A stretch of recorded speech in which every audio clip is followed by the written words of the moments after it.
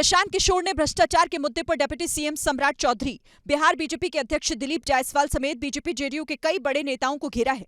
उन्होंने दावा किया कि नीतीश सरकार के मंत्री अशोक चौधरी ने पिछले 2 साल में 200 करोड़ रुपए की संपत्ति खरीदी है। अब इसे लेकर पार्टी के भीतर से ही सवाल उठने लगे हैं।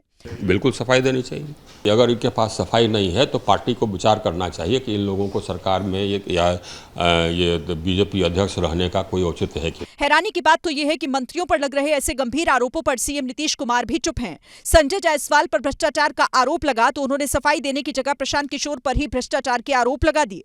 इधर अशोक चौधरी ने प्रशांत किशोर को 100 करोड़ रुपए का मानहानि नोटिस भेज दिया है।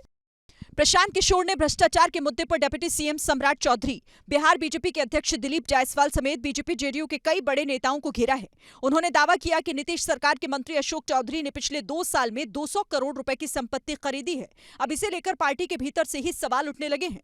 बिल्कुल सफाई देनी चाहिए। अगर इनके पास सफाई नहीं है तो पार्टी को विचार करना चाहिए कि इन लोगों को सरकार में ये बीजेपी अध्यक्ष रहने का कोई औचित्य है कि। हैरानी की बात तो यह है कि मंत्रियों पर लग रहे ऐसे गंभीर आरोपों पर सीएम नीतीश कुमार भी चुप हैं। संजय जायसवाल पर भ्रष्टाचार का आरोप लगा तो उन्होंने सफाई देने की जगह प्रशांत किशोर पर ही भ्रष्टाचार के आरोप लगा दिए। इधर अशोक चौधरी ने प्रशांत किशोर को 100 करोड़ रुपए का मानहानि नोटिस भेज दिया है।